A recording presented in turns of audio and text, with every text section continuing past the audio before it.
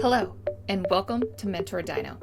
I'm your host, Katelyn and Rossier. I am an architect and founder of MentorDINO.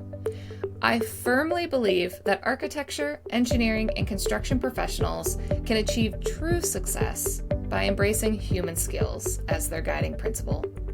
So each week, I interview amazing professionals in and around the AEC industry as a way to share stories, inspiration, and advice for others finding their own unique career path.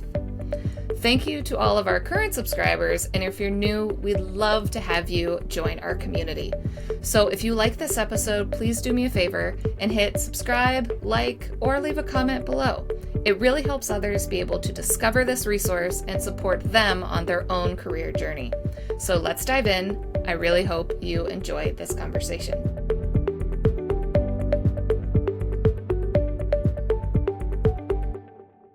Welcome to the MentorDINO podcast. This one is a little bit different than typical, and this is our end of season one. And I invited Gus Bernal to speak with me today, as he's been helping behind the scenes, and he was also a guest on the podcast. It's always more fun to talk with people than just myself. So thank you, Gus, for taking the time to reflect on this first season with me. Yeah, I like that you said reflect instead of, when you always said, thank you for spending some time speaking with me. So today is more about reflection. Yes. And there's a lot to talk about, how MentorDINO has been doing and how I'm doing thanks to MentorDINO.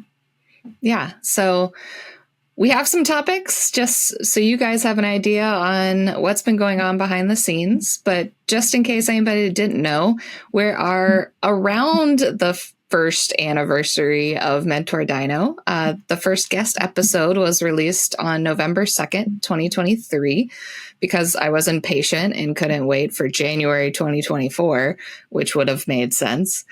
And so we're recording this about mid-November, so we still have a month to go of episodes that we're working on to get out, and having this be our wrap-up episode right before the holidays. So I hope everybody can take a break, relax, spend time with family, friends, and can step away from work. But we thought it was a good opportunity to just see how season one went and see what you guys have liked. And this is episode number 61 on the list. So a weird number to end on for the year. But it's been a lot of fun conversations, even with only one of them being solo, me introducing everybody to the podcast.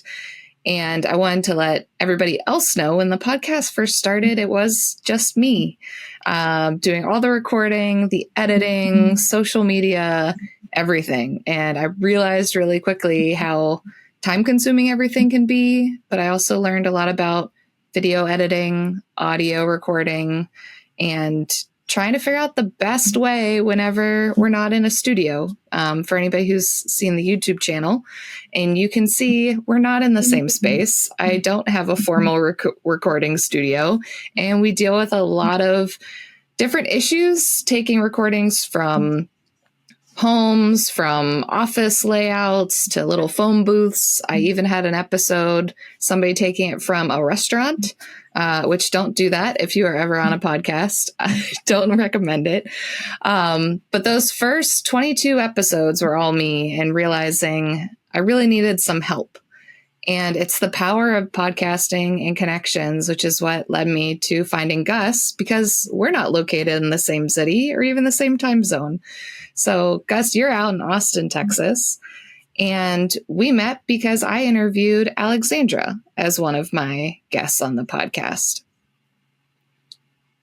So in that episode, that I think was episode 8 of MentorDINO in general, and trying to find somebody to help me out with at least a majority of the editing, get a little bit time back in my days, because I am still working full time. So this is more of a evening, weekend fun project to expand my network. So I just want to talk a little bit more about bringing you on board, Gus, and the changes we made during that time. Okay. Yes. I think Well, first of all, I'm grateful for the connections. Alexandra Chavez, who is an project manager at Restructure Studios in Austin, is my wife, and we've been like teaming up in so many different ventures for architecture, like producing different videos for women architecture profiles in Austin. But also, we've been participating in conferences in Houston, Fort Worth, DC, and here in Austin. So she was interviewed on the podcast, and then I think I don't remember if it was a few weeks later or maybe a few months. The only thing that I'm like really, that one of my biggest memories is the first episode that I edited, which is Mike LaValle. That was my first episode that I edited. And in fact, that's kind of like the template that I used to edit all the episodes. Once I made that episode, and I think this is something that I do when I had to, when you're editing a podcast like MentorDINO, in order to be efficient, because you're doing an episode a week.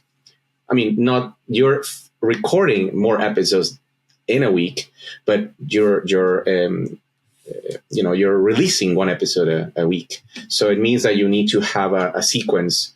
You need to have a structure. So you have to.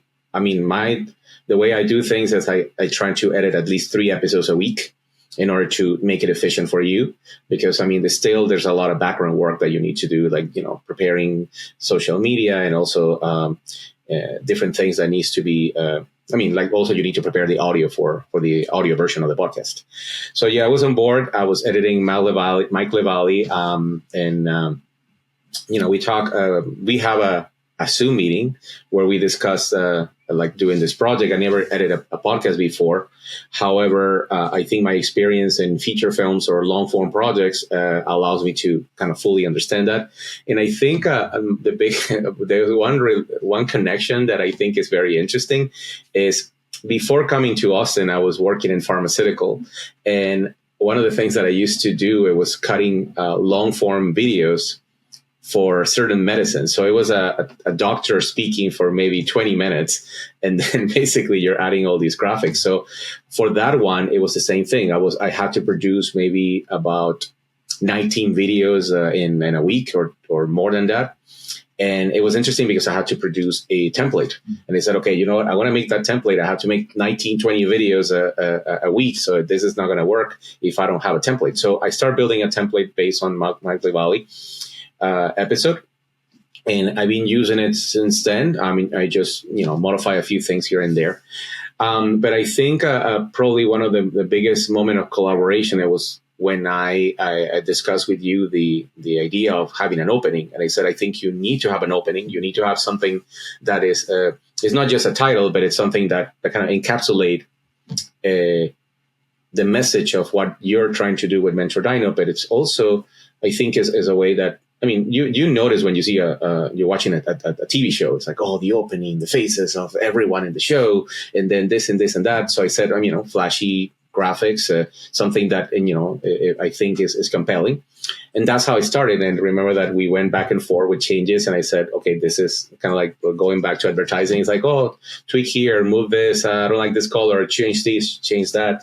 But then I think that was one of those moments of that epiphany to me, was when I did the circles with all the phases, and then you were like, you literally wrote an email when you saw that graphic and said, "Oh, happy dance." You put happy dance at the end of. I love the circles. I love this thing, and then now it's part of the license of the opening of the show. Then I also picked several different choices for the music, and then we end up like agreeing of one specific audio track.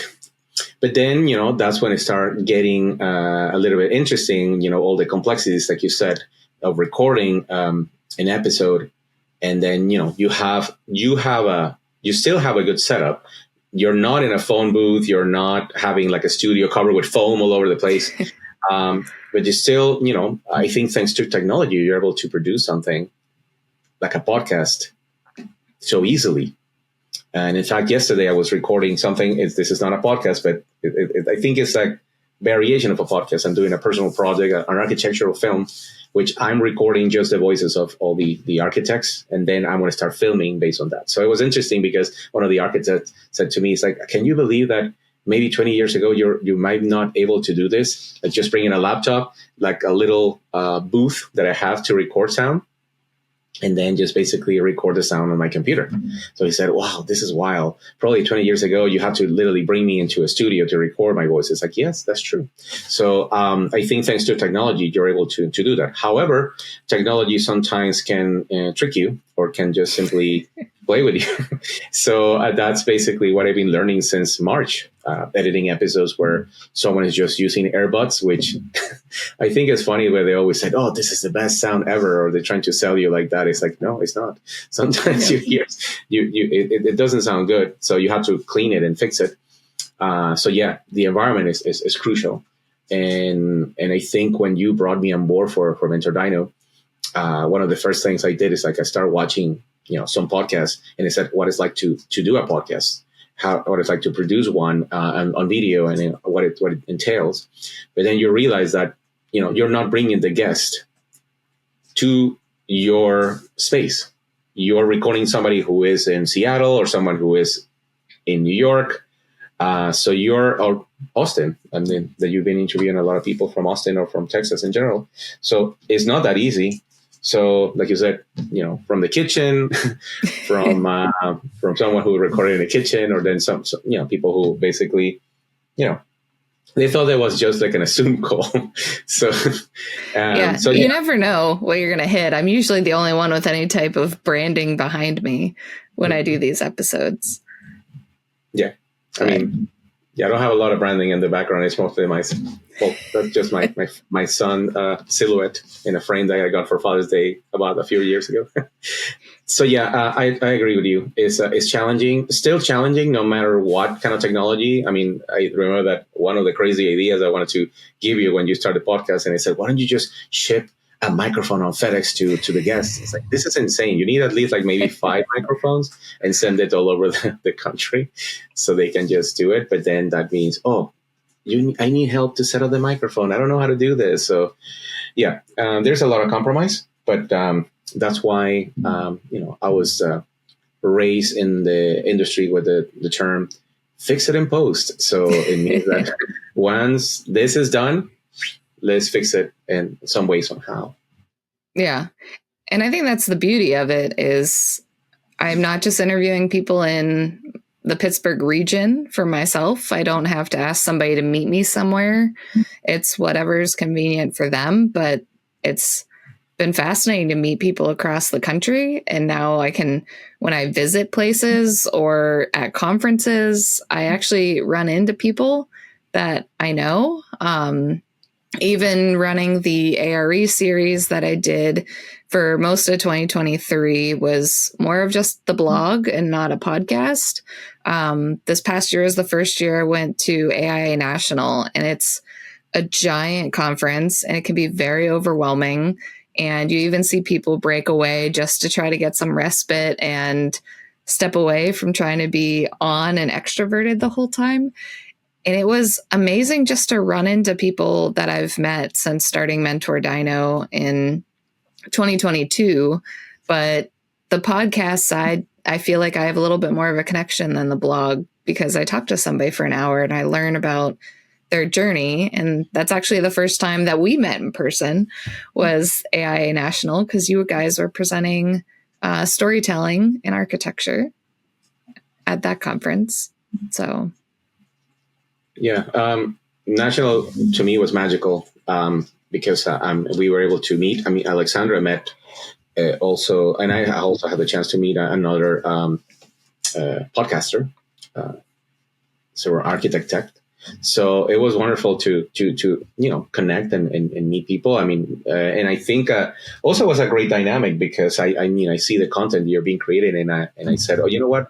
You should start doing this. You start leaving all your stickers here and there, more like I call it guerrilla style marketing. Yeah. For anybody that found a sticker that I left randomly on tables throughout the conference. And and also been trying to, put stickers in like memorable places here in Austin. So people know, it's like, what does that dino mean? And so, yeah. And also I saw you in action and I was able to, record plenty of videos of you interacting, because one of the things is when you're having all these projects solo, is you don't have a crew following you around. Mm-hmm. So, and you need, one of the things that I've been learning is that you need only way that you can market yourself without having an agency who do that for you is you have to find resources and you have to, talk to people. I mean, even when I'm going to a project and I have a client and said, I give them my phone and said, can you please take photos of me? Can you please record a little bit of me in action so I can just use it for promotion at the end? So yeah, when we went to national, Alexandra and I were presenting at national. You were there. We have coffee, and then we literally hang almost every day. I think there was one day that you just start feeling not feeling well, which is the last day. Yeah, I definitely got hit hard trying to save money, staying with a friend with a 2-year-old, and so everybody. I joke it's either was it the DC Public Transit, the giant AI National Conference, or the 2-year-old I got to hang out with every night after the conference. And everybody said it was definitely the 2-year-old that got me sick. As an educator, I can tell you that that's when you get all the cold, flu, and other things that you can get.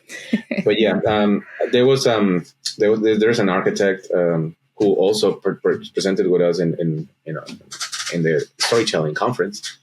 Storytelling presentation for the conference, Jess Deaver. She said she was with us presenting back in November of last year at Fort Worth. And when we got accepted to national, which to me, it was, to me was amazing. It was excellent. It was such a great thing. But then Alexandra and Jess keep telling me, you don't understand. This is big. This is huge. And I said, how big it is. And then, we start talking about, when we had to, I remember that we had a 3-hour meeting to discuss the strategies. So anyway, long story short, she said, you don't understand how big it is. National is TXA conference on steroids. It's like huge. And in fact, it's true. I mean, the expo, we walked that expo, you, Alexandra, and other people over there. And I didn't know that it was the equivalent of 4 football fields, which I think is insane. So yeah, it was a great opportunity to connect. And thanks to our connection with you, I was able to meet other people from Pittsburgh as well. Yeah, because you helped. I attended it's like a women in architecture luncheon at AIA Pittsburgh. And Michelle Fonzo had mentioned, hey, does somebody know anybody that does video and audio editing? And it was also brought up after my recording with Sean Scheffler, who was the 2024 AIA president. He was also asking. And so I mentioned your name to both of them to help them out on a series that they were doing for the fellows in Pittsburgh. And so making that connection so then I could help my local chapter expand and share stories of fellows locally. So how's editing those episodes been going? Well, I'm in episode 3.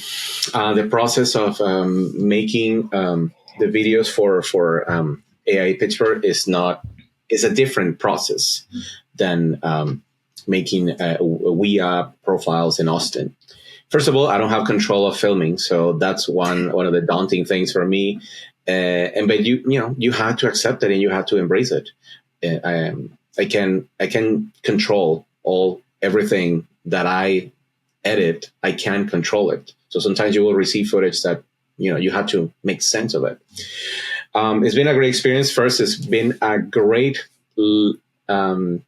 history lesson of architecture from Pittsburgh, because making these videos basically has been, first of all, the team is just, his name is Jason Andrews. He works for RD, I think is our...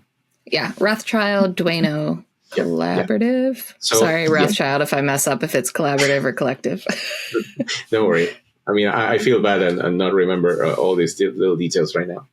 So he is filming all those videos, and he's been doing the best he can to capture these interviews, but we're talking about long interviews. This is not usually the videos that I do for AIA. I'm trying to be very efficient. So I film about half an hour of interview, but then I'm receiving from Pittsburgh, I'm receiving an hour interview. So you had to cover a lot of different topics. So it's been a process because, I kind of like, everyone's learning on the go. When you're editing these videos, the first thing I do is, do you have B-roll? Do you have supplementary material? Then, the architects are the one who's sending the B-rolls, and then you get just a folder of maybe 5 or 6 photos. And I said, no, I need more. And then I end up, searching a lot on the web, looking for different things. And also because the way that I want to tell the story for the Pittsburgh videos is a little different because, it's very compelling. They're talking about their childhood. They're talking about when they started in college, how they end up involved with the AIA Pittsburgh, but also all their legacy. So exploring that side of them is very personal. So I wanted to honor that, and honor that is looking for compelling footage. Like, for instance, the Bill Bates episode, he talked so much about his childhood and he talked about this. And then I said, I need stock footage that represents all these different things that he's describing, because I don't think I have footage, or I'm being unable to find footage of him of him during his childhood. So I had to kind of recreate it in a way. And that's part of the magic of making those videos. And I think I also have a moment similar to when I was making the graphics for MentorDINO, when I talked to Michelle. I said, okay, this is what I can offer. This is what I like to do and everything. I said, well, I really want to make an animation of the 125 years celebration of AIA Pittsburgh. And literally everyone was blown away and so happy. And they said, oh, I like those numbers, how they're like forming, and that's in the videos. So yeah, every episode is very particular, and they have their set of challenges. And also, this is the first time that one of the clients is literally the architects who's been portraying the video. So they have opinion as well on the video. So it's not just simply a team of people who I need to, produce what they're looking for, what they're the clients. But the architects also have the final green light, said, I like this, please cut here. I don't like this, I don't like that. So it's interesting to have that dynamic. And I was lucky enough that Michelle was there at AIA National, but also, the president of AIA Pittsburgh 2024 was there too. So Sean was also there. So it was great to meet them in person, because I would love to go to Pittsburgh at some point to visit, but just the fact that I was able to meet them and kind of, talk a little bit more about what we do, I think is magical. And that was thanks to you, thanks to Alexandra. So thanks to all these different things, that how people connect so well. Yeah. I just love how it's just connections, and you never know where something's going to lead. And that was all just based on Alexandra and I doing an episode. And I don't even remember if Alexandra reached out to me or I reached out to her. She is a master networker, so she may have reached out to me. I don't remember. But seeing how that just one connection just creates a domino effect that you don't know where it's going to take you, and where it's going to go a year from now, and where we're going to be next year. I completely agree with you when it comes to the aspect of connections. One thing that I was talking about to somebody yesterday in a WE event, and they said that it's great to have connections. It's great how you build those connections, but it's also your responsibility of doing a good job, because it doesn't matter if someone said, oh, you know what, this person is great for this job. But then if you're not fulfilling that, you're also affecting, and that domino affect the person who recommend you, because someone is just going to reach out and say, why you recommended that person? That person, it was not capable of doing what I thought it will be doing. So it's interesting, how is that dynamic work? I recommend somebody, that person has to do a task, or maybe is hired to do a specific project. But then that comes to the point of, do I like what this person is doing on this, or my expectations were fulfilled?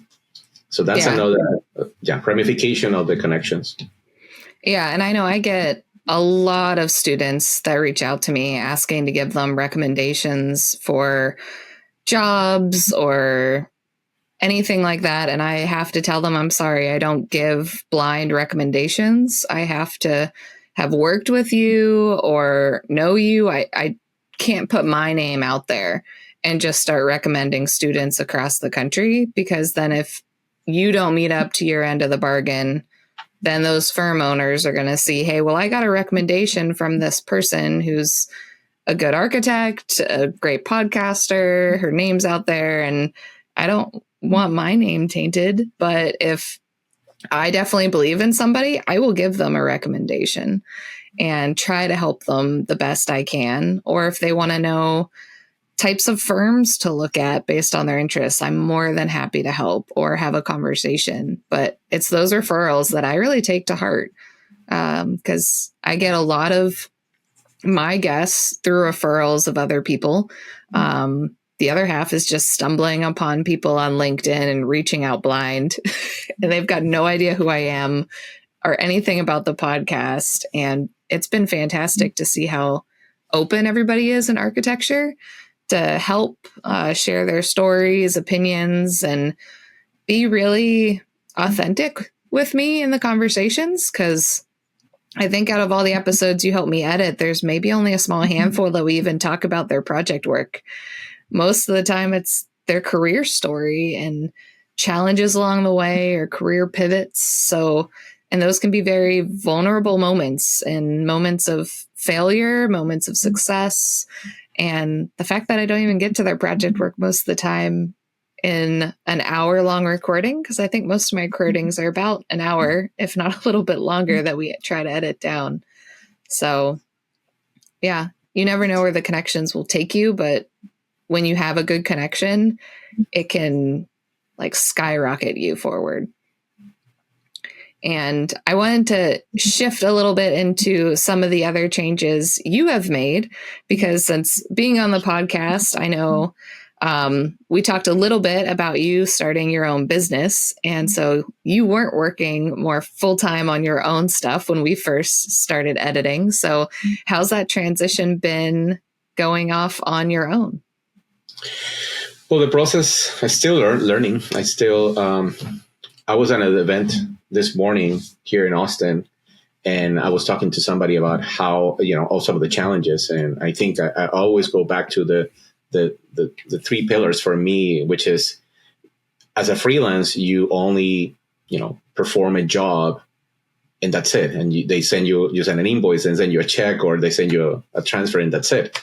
Here is a little bit different because, you're a company owner, so you have to lead, but you have to think about the money. You cannot think just about the creation or the magic of art.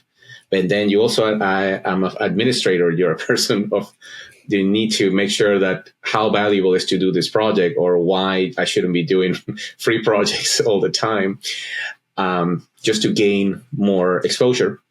But then you still have that side of art, your creativity. That's what it drives you here. So it's been great. I mean, there's some ups and downs here and there. I mean, that's what happened in the industry. And then it's part of also the exploration of how you do things and how you connect with people. But it's interesting that it's been the best way that I can describe it. And everyone asks me, it's like, it's been a very transformative year and also evolution. Like you said, when we started working together, I was still working in the educational, and I was working for a nonprofit, and I quit a few months later. I wanted to change. I wanted to, explore different things. But then also the summer was busy because there's a popularity with the work that I do as an educator on summer camps. So still everything was very stable until finally it hit that first week of school here in Texas, where I come to the realization that I'm no longer had that safety net. And I said, okay, I need to go on the field and start looking for people and talking to somebody. And for me, that was one of the most challenging part because, I'm married to an extrovert who can literally make a light bulb talk Well, I will be to an event and I'm just going to sit in the corner and not talk to anybody. So I said, you know what? I need to transform myself from 100% introverted to at least 50-50. And that's what I am right now. 50-50 introvert with a extrovert. So I go to an event, I talk to people, I try to approach to somebody. So it's happening now. I mean, now as I'm a little bit more at ease with not being afraid of not talking to somebody. So that's one thing. I've been learning a lot about billing because it's been challenging. Just meet some clients that they literally ghosting you for weeks. It's like, you owe me something. Yeah. So you need to, find ways, resources, and then you have to learn resources about invoicing and that also take a toll on you because, you feel, okay, I need to make money. I need to generate, have a family, but also I need to fulfill myself, creating more of the work that I do, but also reinventing myself. And that's one of the things that it's part of the connections. People start identify you of what you do, but you still need to show that this is not the only thing that you can do. Because if not, people said, oh, you know what? He is the guy who always do this kind of video. So I'm like, no, I need to differentiate myself. And that's what I've been doing, exploring different things.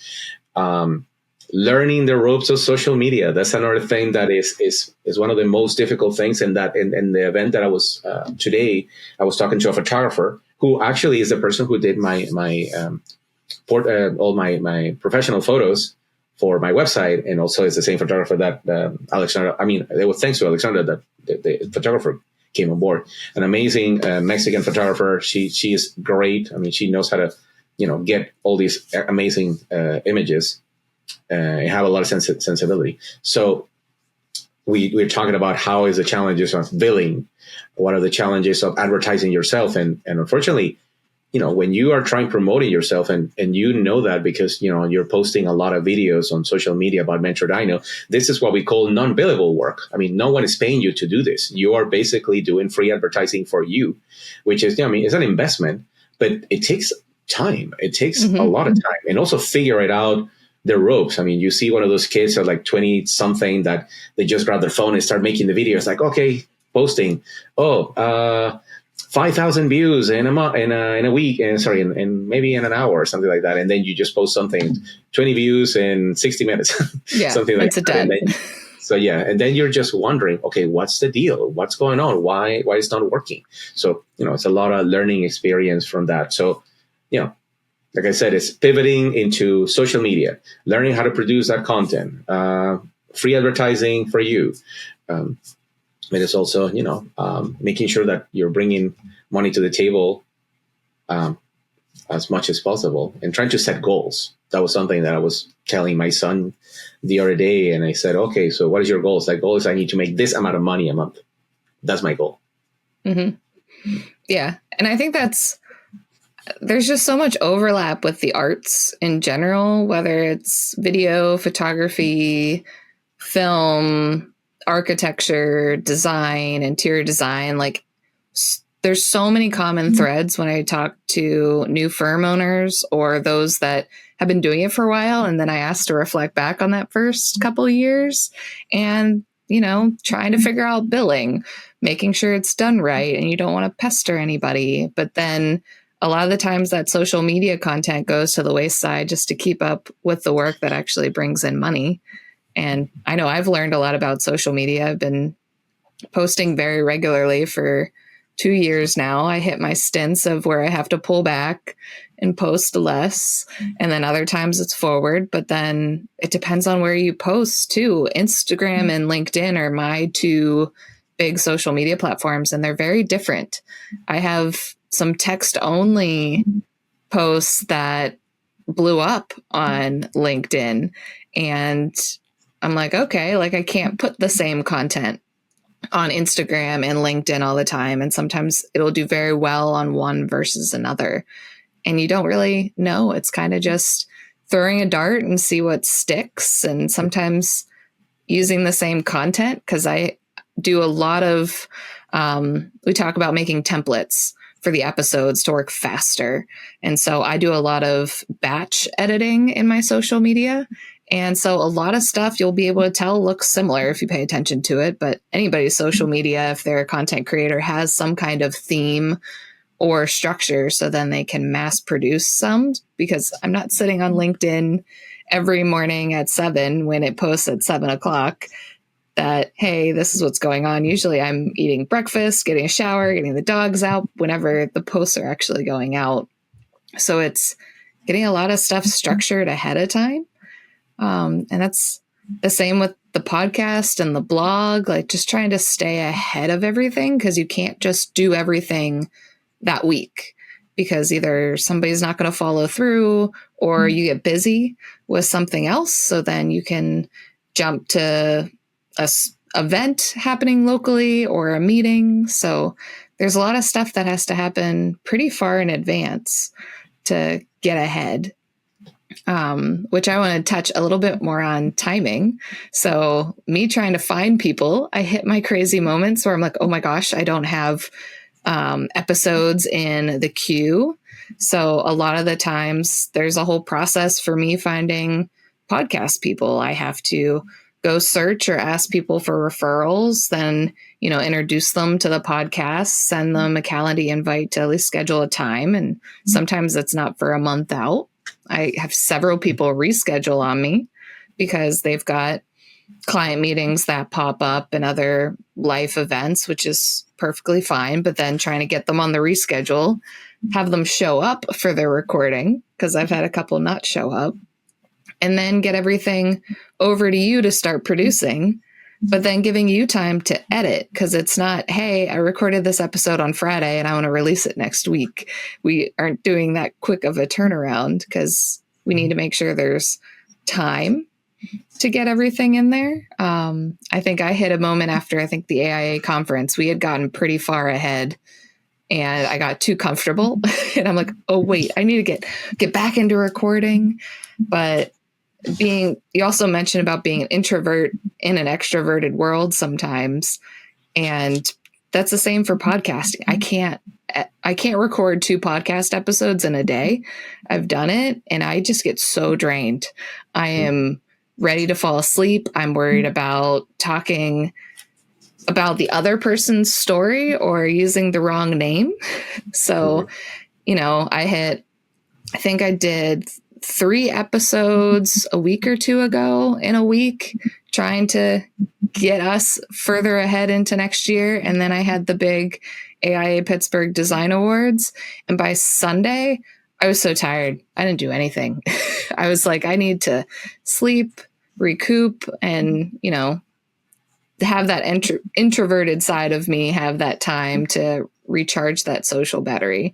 So even when you have to put on an extroverted hat for a little while, it can definitely be hard to keep it on all the time. But I know we also hit a lot of bloopers and sound control issues. I've had Wi-Fi bandwidth issues where it doesn't really show up by the time we get the video and audio to you. At least it doesn't seem like it when I've done their edits. But if somebody's internet isn't the greatest, they will freeze on me. They will go very blurry. They will have delayed audio. So I learned I have to pause myself. And so there's a lot of then pause cuts that then I give you a heads up on in the recording notes. And so there's a lot of things that can happen. I don't know if you have any of top bloopers that we've hit along the way.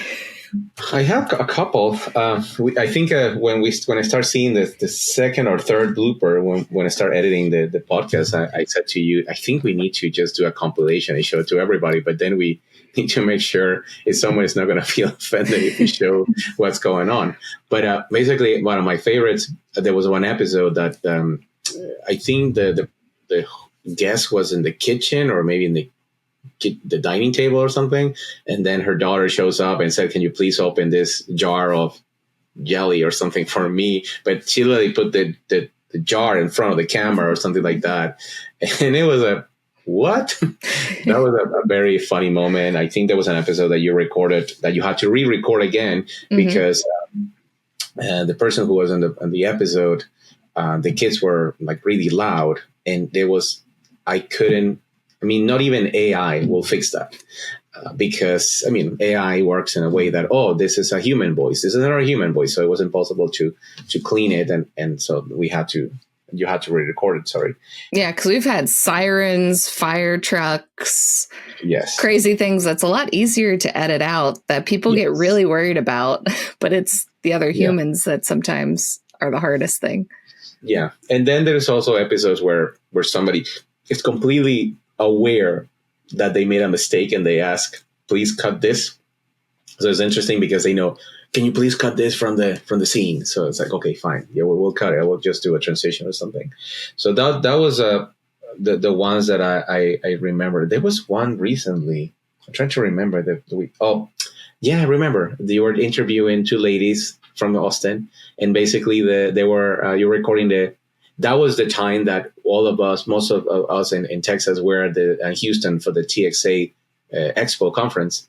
And then the ladies were going to be presenting, and they were in the hotel room. And then someone knocked the door, and it was room service, right? Or something like that. Yeah, it was room service. And I thought it was great. I'm like, you can go get your room service. We'll mute this and let me figure out what question I asked. We can start again. But it's funny when the bloopers happen, because I always like looking at their faces when something's happening, because you get the shocked panic. And it's the beauty of it not being live. We can edit it out. We can backtrack and ask a question again. I know before you even got on, for anybody that checks out some of my first episodes, I have 2 dogs at home. So if anybody sees a black tail that tends to show up, that's Gary. Milo, my mini Aussie, you don't typically see, but he tends to be heard. I call it silencing the dogs before a podcast interview, because some of the first episodes, there's jingling in the background from their collars. I've tried closing my office door, and my Aussie tried to eat my door to get through to get to me, because he's typically sitting on my feet during a podcast interview. And so there's even bloopers on my side when I'm trying to make sure everything's set. You never know. I don't think I've ever had the doorbell go off, but if it has, the dogs would have freaked out. I've had an episode where the dogs went absolutely crazy for this squeaky toy. Mm-hmm. And thankfully, my husband was at home, and, I can try to message him without, trying to look, still paying attention to go take care of the dogs. I've had other ones where, he's gone at the grocery store and I didn't realize he was gone. I had no one to help me, and I had to pause myself and cut clips of myself out. So everybody gets worried about the bloopers, but they even happen on my end when I should be prepared. So as an educator, I must say that, when I used to make movies with children, the only thing that the kids wants to focus was the bloopers, not the real movie. And they said, this is crazy. Why you're thinking about the mistakes and not thinking about the actual movie? Well, bloopers are fun. Yeah, I know they're fun. But yeah, the stories of your dogs is really funny. And the only thing that I always think of is how you keep a straight face and you have a guest. And I can see your eyeballs just moving like this, always in that direction. And yes, I remember the squeaky ball. There was another episode where you can hear. Yep. And then there was another episode where basically I hear your husband. It's like, hey, go on. Because sometimes I can't get to the mute button fast enough. And I always take notes on minute markers to help you out with editing. So some of them are dogs, sorry, or mute me at this point for when I can't catch it. So your notes are very, very helpful. They're very helpful. But it's so funny because there was one episode that I'm editing right now. And it was interesting because you wrote a bunch of notes, and you wrote, there's something in this part. I don't know what it is. Just check this specific timestamp. And I said, okay, fine. Let me watch it and see what's going on. So yeah, sometimes you discover different things. Yeah, because it's really hard to sometimes take notes and listen at the same time. A lot a lot of the times we hit that in architecture. You want to take the notes down for a client, but they're still telling you information and you're trying to grab as much as you can. And so sometimes I just write a timestamp and I'm like, ooh, was that a bad timestamp that should be edited? Or is it a good timestamp that I want to use that for social media and try to find those clips a little bit quicker? Which even then, I know the platform I use to record is Riverside. So any guest that's been on has witnessed Riverside. And there's plenty of other architecture podcasters that use the platform as well. But it has some great AI features that helps me work faster. It helps me do the show notes. It does give me chapters. So anybody who looks at information on YouTube, I kind of look at the chapters to help me out, but because you do the editing, all the timing's going to be off, but it gets me close to some of them or where it's pulling information, or if I'm struggling with a title, it recommends titles for me, or they added impactful quotes from the episodes, which sometimes it's spot on and sometimes it's not. But it makes it a lot easier. And the social media content pretty much comes straight from Riverside. And I do that while you're working on the podcast episode, unless the audio is really off, then I wait for your edits. But if it's not too bad, I can do those edits by myself. But some of those things between batching and AI and other softwares makes it a little bit easier to keep up with one a week, which sometimes can be overwhelming to do. And we even started adding other images to the YouTube side for those that give it to me. I know sometimes it can be hard just to get a headshot because everybody's so busy right now. So trying to keep up with staying ahead of schedule, bugging people for headshots, and the ones we can get video content, B-roll to put in, and other images, I think really helps tell their story. I think the Juno Jones episode, I love that we were able to put in images of the shoes we're talking about because it helps give that context of what we're talking about. If somebody doesn't understand the types of shoes or hasn't seen Juno Jones's shoes yet for PPE. So it's been fun just to try to see what images we do get.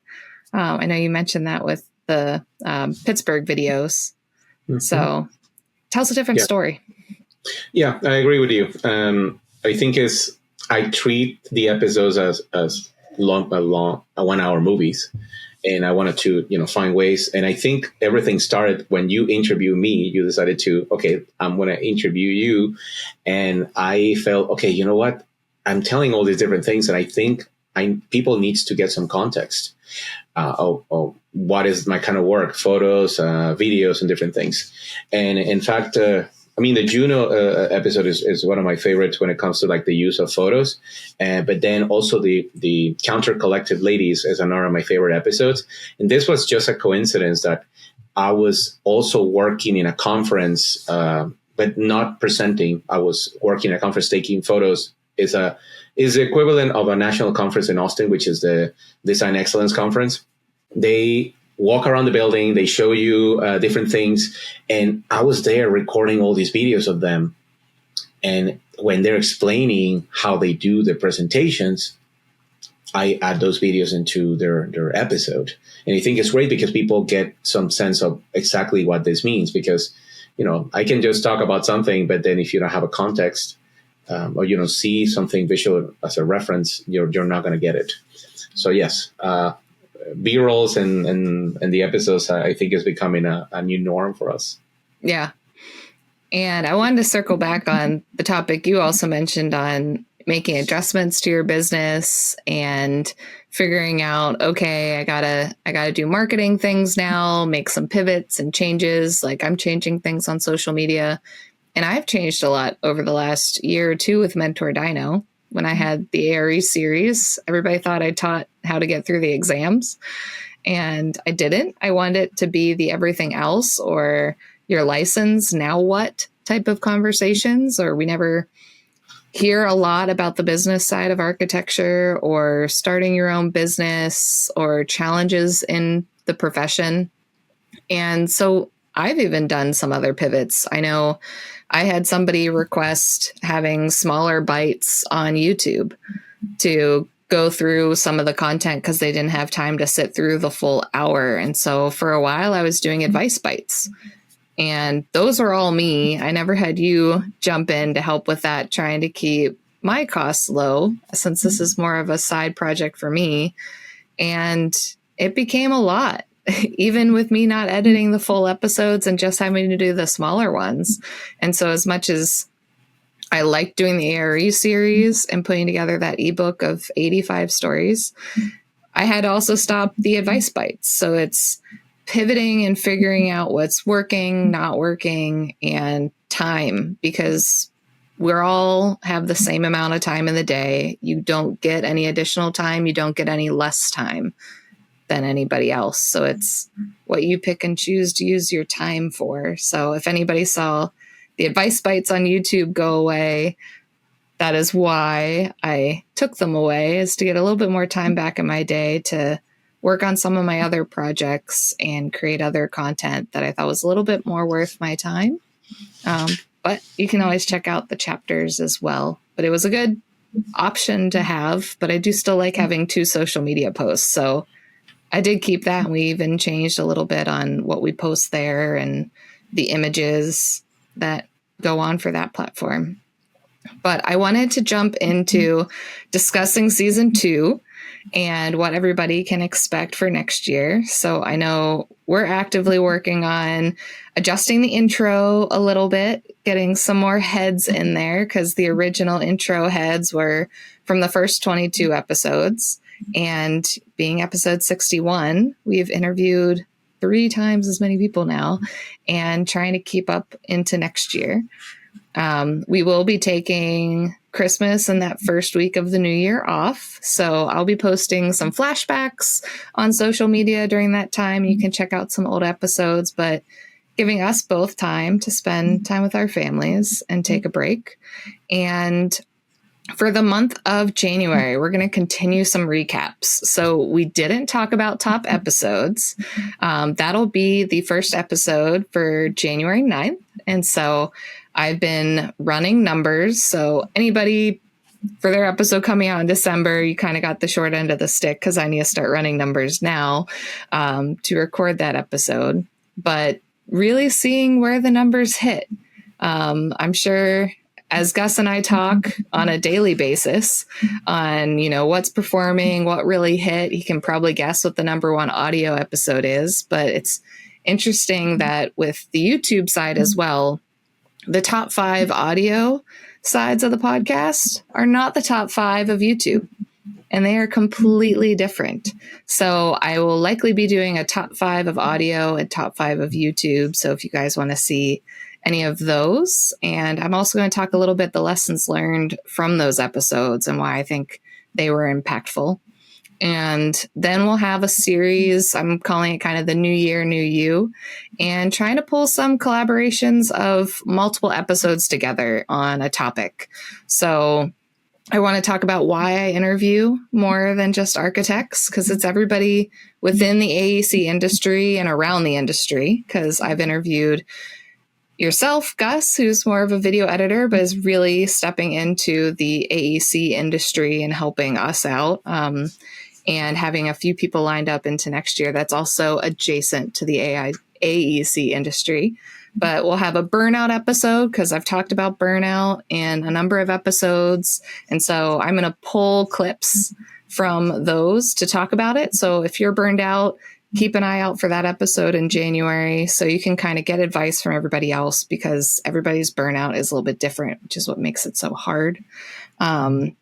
I'm going to try to grab my favorites of starting your own firm. I've grabbed a lot of firm owners, and so I'm sorry if I don't grab yours. I'm going to try to get a variety of responses and a variety of people from around the country in that episode, and also talk about alternative career paths. So those that have pivoted or looking to do something adjacent, or if they've had an architecture education, how can you take that education to go somewhere else? But we also have some other big news of 2025. Some of you know I am pregnant. So I will be bringing in, we've been calling, Gus and I have been saying Baby Dino because she does not have a name yet. But she'll be joining us in March. So we are frantically trying to record as many episodes as we can ahead of February so we can have stuff in the backlog for you, because we are going to try to keep pace with one a week. We will see how it goes. As being a new parent, I know I talk to Gus all the time because Gus and Alexandra are parents, and getting advice from those in and around the AAC industry that I've met over the last year and how it is adjusting to parenthood and life in the AAC industry and how that's going to change. So we will try to keep one a week, but we may move to every other week. So we will see how it goes, but my goal is one a week because I really enjoy these episodes and talking to people around the country, their stories, and maybe the episodes just try to get a little bit shorter, depending on what happens. But we wanted to let you guys know on Baby Dino joining us. And so stay tuned. I'm sure I'll at least do a post on social media in March just to let everybody know in case I'm delayed on social media or getting responses to you. And apologies for anybody I try to get in to record for December and January because your episode's not going to go out till I think April or May at this point, as we're trying to just give myself time to take a break. And I know I'm also working on social media through the summer of next year, trying to also, again, manage my time and not know what it's going to be like being a first-time mom. So there'll be some big changes. And so I'm excited for it. I know, Gus, we talk every day. So I know you're excited. We're excited for you a lot. We're still asking for your the baby register. Yeah, baby registry. People, I've already found knitted dinosaur costumes that I just need to find somebody that knits. So if you love knitting, let me know. I found a great template that I am not a knitter, but it would be adorable to have a little dinosaur costume. And we'll see how my bloopers go into next year with the recordings and understanding with, you know, having a kid and not having a formal studio at home that I can block out everything. So fingers crossed, Gus, that it's not too bad on your end for editing. So, but I wanted to thank you guys for joining us for this last episode of 2025. I hope you enjoyed hearing a little bit about what's been going on with MentorDINO and Gus Bernal's company. And if you need any help from Gus, he has been absolutely fantastic and a lifesaver for me. And if you need to check out perspectives from the We Austin chapter or even the AIA Pittsburgh fellow videos he's been working on, there's just so much. So definitely check out everything Gus is doing. And if you need help on telling stories through video with your firm, please reach out to him because he is an amazing resource to the AAC industry. But I want to thank you again, Gus, for joining me. So it's not just me talking for a whole episode. I don't like doing it. Yeah. Well, you're welcome. Thank you for bringing me here. And well, it's been a great journey for me this year, thanks to MentorDINO. So yeah, it's been a pleasure, and I'm looking forward to start working on episodes for next year. Yeah. So see you guys all in season 2 and have a fantastic holiday. I hope you enjoyed our discussion today. Learn some advice to take with you and see how our industry is all tied together to create the world around us. Check out the description below for any links or resources we discussed. If you liked the episode, please do me a favor and hit the subscribe button. Give me a thumbs up and leave a comment below. It really helps others be able to discover this resource and support finding that career path that best works for them. If you know someone that has inspired your own career that you'd like me to interview, let me know in the comments below, or you can reach out to me via my website or LinkedIn. I'd be happy to share their story or your own. Thank you again, and I cannot wait for the next career story I get to share with you next week.